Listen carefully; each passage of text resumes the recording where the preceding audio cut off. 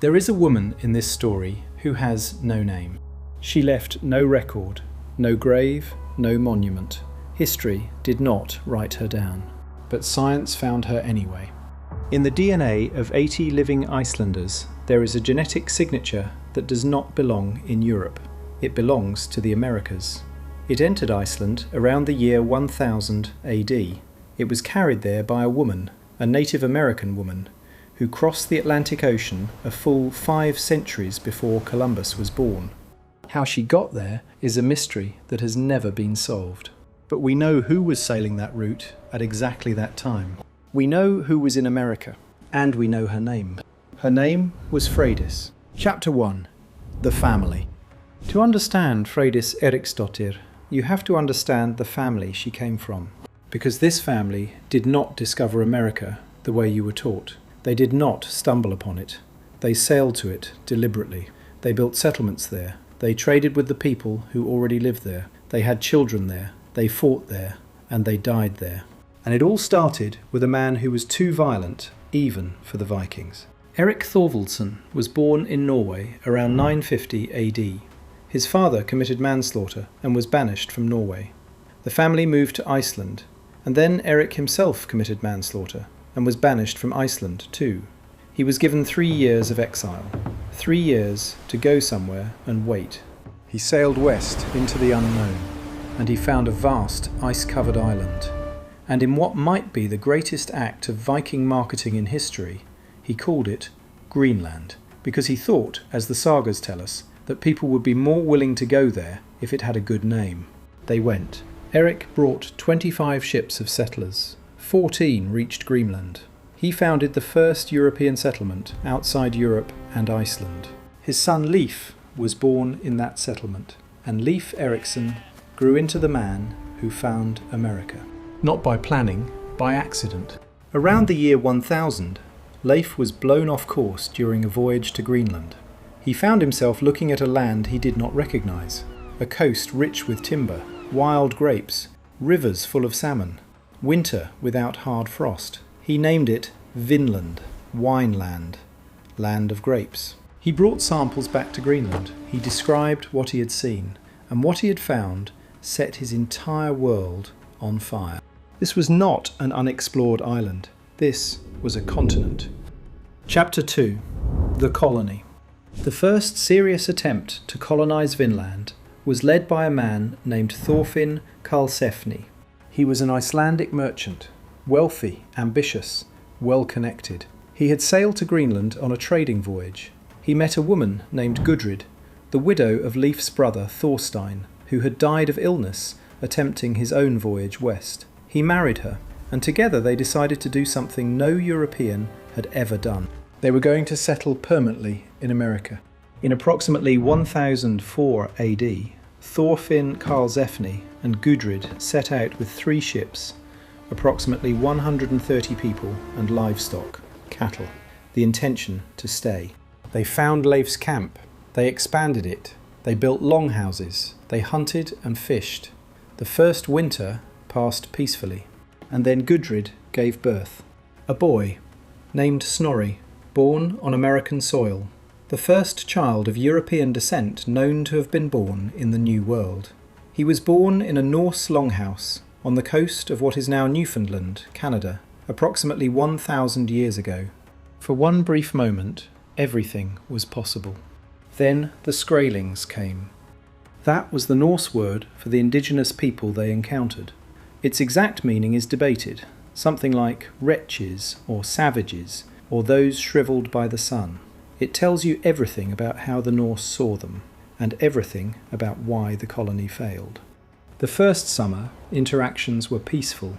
The indigenous people came to the Norse settlement and traded. Animal pelts for red cloth, pelts for milk. There was curiosity on both sides. There was something that might have been, under different circumstances, the beginning of a relationship. But the Norse cheated them, killed them without provocation, called them names in a language they did not understand, but whose contempt they could read. And then one of Karlsefni's men killed an indigenous man for trying to touch a Norse weapon. Everything collapsed. The Skraelings returned in far greater numbers. They came in boats. They came with weapons the Norse had never seen. The sagas describe war slings, catapults, projectile weapons. They attacked at night. They attacked at dawn. They used the terrain. They knew this land. The Norse did not. The sagas record one of the most chilling battlefield moments in Viking history. The Norse began to panic. Veterans of raids across Europe and the Mediterranean, men who had fought in shield walls from England to Constantinople, they turned and ran from people they had dismissed as savages. And then Freydis spoke. Chapter 3. The Woman. She was 8 months pregnant. She had come on this expedition heavily pregnant, against all reason, against all expectation. Because Freydis Eiriksdóttir did not do what was expected of her. She never had. The sagas describe what happened next with the flat affect characteristic of Norse storytelling. No drama added, no embellishment, just the facts stated plainly, which somehow makes it more devastating. As the Norse warriors fled past her, she shouted at them, "Why run you away from such worthless creatures, stout men that ye are, when, as seems to me likely, you might slaughter them like so many cattle? Let me but have a weapon. I know I could fight better than any of you." No one gave her a weapon, so she picked one up herself, from the hands of a man already dead on the ground. A sword. And then she did something that stopped both armies in their tracks. She bared her breast and struck the flat of the sword against it, again and again. The sound, the image, whatever it communicated. The attackers stopped, looked at each other, and withdrew. She was 8 months pregnant. She had just driven back an attacking army with nothing but a dead man's sword and the absolute refusal to run. This is the Freydis of the saga of Erik the Red. And then there is the other saga. Chapter 4. The other version. The saga of the Greenlanders tells a different story about the same woman. After the Karlsefni expedition returned, Freydis wanted to go back to Vinland herself. She made a deal with 2 Icelandic brothers, Helgi and Finnbogi. They would go together, share the profits equally, 30 men each, plus women. Leif's houses in Vinland would be used as their base. But Freydis broke the agreement before the ships even left. She smuggled 5 extra men onto her vessel. The brothers did not discover this until they arrived in Vinland, and when they arrived, she ordered them out of Leif's houses. Her brothers' houses, she said, were meant for her. So the brothers built their own longhouse, and a winter of small disputes and accumulating resentments began. One morning, before anyone else was awake, Freydis rose. She walked barefoot through the dew-wet grass to the brothers' longhouse. Finnbogi was the only one awake. He came outside to meet her. They sat together on a fallen tree near the wall of the house. The sagas record the exact conversation. Finnbogi said he thought the ill feeling between the 2 parties had no real reason behind it, and he hoped to clear the air. Freydis agreed. She said she only wanted to trade ships. The brothers had a larger vessel, better for carrying cargo on the return voyage. He agreed to this. They parted. Freydis went back to the house, where her husband Thorvard was sleeping. She climbed into bed. Her cold feet woke him. He asked where she had been. She told him she had gone to negotiate with the brothers. She told him they had beaten her. She told him they had struck her. She told him she would divorce him unless he avenged her honour. And the sagas record without comment that her husband believed her. He gathered his men. He went to the brothers' longhouse in the grey early morning. He tied up all the men inside while they slept. He had them brought outside, one by one, and Freydis had each one killed as they came, until only the women remained. No man would kill the women. The sagas record what happened next in a single sentence. Freydis said, "Hand me an axe." She made quick work of slaying the women and was very pleased with how well her mourning had gone. She warned all surviving witnesses that anyone who spoke of what had happened in Greenland would be killed. She returned home. She rewarded her crew generously for their silence. But the silence did not hold. Word reached Leif. He had 3 of Freydis's crew tortured until they confessed.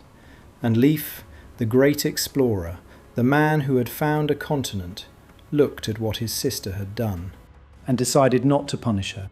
"I lack the heart," the sagas recalled him saying, "to do to Freydis, my sister, what she has deserved." But he predicted, and the saga presents this as prophecy, that her descendants would have little prosperity. This is the Freydis of the saga of the Greenlanders. So which one is true? Chapter 5.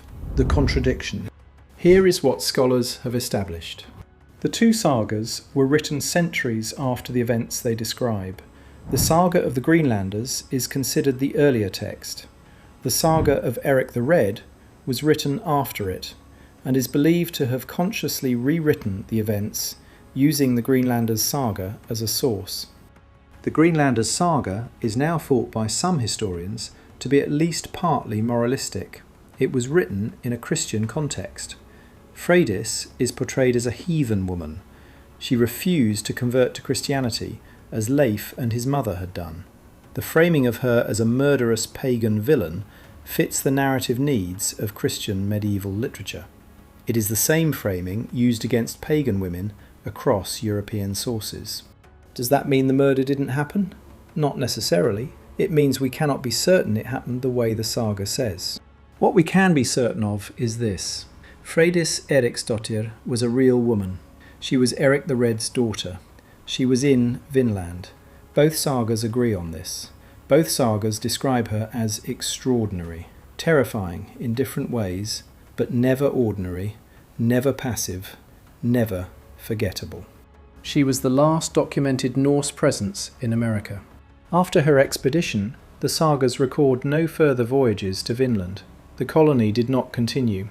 The Norse never returned. And the continent they had found, and lost, and found again, and lost again, was left to its original inhabitants for another 480 years. Until Columbus, who was not the first. Chapter 6. What the ground remembers. Archaeology has now confirmed what the sagas described. In 1960, Norwegian explorer Helge Ingstad and his wife, archaeologist Anne Stein Ingstad, visited a remote fishing village on the northern tip of Newfoundland in Canada. They noticed something in the landscape that nobody else had thought to look at closely: grassy mounds, in a specific pattern, near the water. They excavated. What they found changed everything. The remains of 8 Norse-style buildings, made of wood and turf, identical to structures found in Iceland and Greenland from the same period. A forge for working iron, a spindle whorl made of soapstone, a woman's tool for spinning thread, bronze cloak pins, the unmistakable material fingerprint of Viking Age Scandinavia sitting in the soil of Newfoundland. The site is called Meadows. It is now a UNESCO World Heritage Site. And in 2021, researchers published a paper in Nature, the most prestigious scientific journal on Earth, using a technique called cosmogenic carbon dating, anchored to a massive solar storm recorded in the tree rings of 993 AD, to determine exactly when the trees used in the buildings were cut. 28 years after that solar event, the year 1021 AD. That is the most precise date ever established for a Viking Age site in North America. The Norse were there in 1021. That is not a theory, that is a measurement, as precise as any in archaeology. And the ground held one more secret. Among the Norse building remains at Meadows, archaeologists also found evidence of indigenous people. They had been there before the Norse. They came through while the Norse were there. The first meeting between Europeans and Native Americans on American soil happened in this place, across this thin strip of grass by the water at the edge of the world. We know what the Norse thought of that meeting. We have their word for the people they encountered: Skraelings. We do not have the indigenous word for what they thought of the Norse. But DNA, it turns out, remembers things that language does not. Chapter 7. The DNA. In 2010, Scientists at deCODE Genetics in Reykjavik, the world's leading genome research laboratory, which has sequenced the DNA of a significant portion of the entire Icelandic population, published a study in the American Journal of Physical Anthropology. They had found something they could not explain.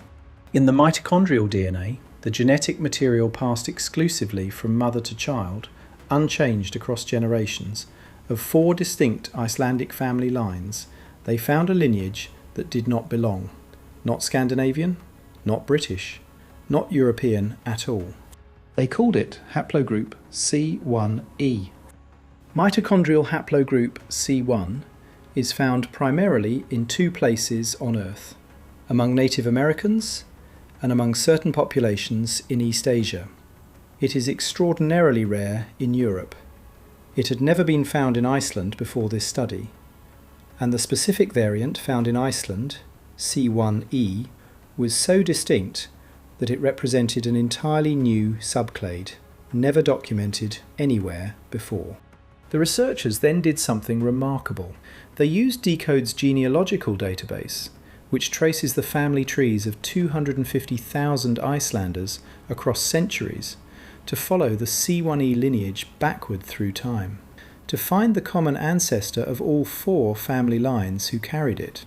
The earliest traceable ancestors were born between 1710 and 1740 in the same region of southern Iceland.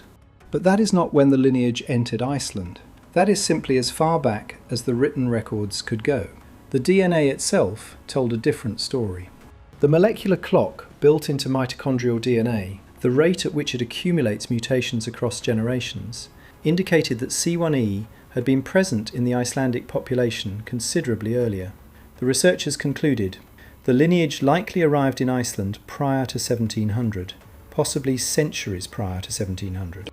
Around the year 1000 AD, Agnar Helgason of deCODE Genetics, who co-wrote the study, stated it plainly. We know that Vikings sailed to the Americas, so all you have to do is assume that they met some people and ended up taking at least one female back with them. Although it's maybe interesting and surprising, it's not all that incredible. The alternative explanations to me are less likely. The study itself was careful with its language. The researchers wrote, "A Native American origin seems most likely for C1e. An Asian or European origin cannot be ruled out." Science does not deal in certainties, it deals in probabilities. And the probability, in the judgment of the scientists who found it, points to one conclusion. A Native American woman crossed the Atlantic Ocean around the year 1000 AD. She arrived in Iceland. She had children. And today, 80 Icelanders carry her mitochondrial DNA in every cell of their bodies, inheriting it down an unbroken maternal line from a woman who crossed the most dangerous ocean on Earth and left no name in any record. Only a molecule. Only C1e. Chapter 8. The question. Here is the question that the DNA cannot answer. Was she taken, or did she come willingly? The sagas do not mention her, which means nobody thought to record her, or somebody chose not to record her. In the Viking world, enslaved people, thralls, were not worth recording. They were property. But there is another possibility, and it comes from the strangest moment in all the Vinland sagas. During Karlsefni's colony, as Gudrid was sitting with her newborn son Snorri in the longhouse, a woman entered, a native woman. She spoke, according to the saga. She said her name was Gudrid, the same name as the Norse woman she was sitting with. And before anyone could understand what was happening, a great crash came from outside. One of the indigenous men had been killed for trying to touch a Norse weapon, and the native woman vanished, disappeared, as if she had never been there. The saga treats this as a ghost, a supernatural visitation, a mystery. But scholars now propose something different. This was a real encounter, a real woman who had learned, somehow, the Norse woman's name, who had come to the longhouse perhaps to communicate, perhaps to warn, perhaps simply out of curiosity, and who disappeared when violence broke out because she knew, better than anyone, what violence between these two peoples meant. She is the unnamed woman the DNA cannot trace. But the story of C1E, the woman who made it to Iceland, may begin in a moment just like this one. A moment of contact, of curiosity, of two people looking at each other across the widest possible gulf of language and culture and origin. And one of them, somehow, ending up on the other side of the ocean. There are two women at the centre of this story. One has a name, Freydis Eiriksdóttir, daughter of the man who founded Greenland, sister of the man who found America, Viking warrior, pregnant and fearless, accused murderer, pagan holdout in a world converting to Christianity, the last person the sagas record standing on American soil. We cannot know which version of her is true. Perhaps both are. Perhaps a woman capable of facing down an attacking army while 8 months pregnant was equally capable of picking up an axe at dawn. Perhaps the sagas each captured a different truth about the same extraordinary and dangerous person. Perhaps the murder story was invented to destroy her reputation after her death. Perhaps it happened exactly as the saga says. What we know is that she was there, in Vinland, in the year 1021 AD, when the trees were cut, when the longhouses were built, when the Norse stood for the last time on the edge of a continent they had found and could not hold. The other woman has no name. She is older than any written record. She exists only in a molecule. In a genetic lineage called C1E, found in 4 Icelandic family lines, traced to its earliest known ancestors in the early 18th century, and beyond that inferred backward through the molecular clock of mitochondrial DNA to approximately the year 1000. She crossed the Atlantic. She survived. She had children. And she became the genetic bridge between two worlds that would not meet again for 500 years. Did Freydis bring her? We cannot say. The sagas do not record it. The DNA cannot prove it. But ask yourself this. If you were an unnamed Native American woman who crossed the Atlantic Ocean around the year 1000 AD, if you arrived in Iceland, if you had children and grandchildren and great-grandchildren whose descendants are alive today in 4 Icelandic family lines, then somewhere in your story, somewhere in the crossing you made, there was a ship. And on that ship, at that time, on that route between the Americas and Iceland, there was only one family making that journey. The family of Erik the Red, the family of Leif, the family of Freydis. 80 people in Iceland carry C1E today. They do not know her name. They do not know her story. They carry her in their cells, the way the ocean carries the memory of every ship that has ever crossed it. Unnamed, unrecorded, but not gone. Never gone.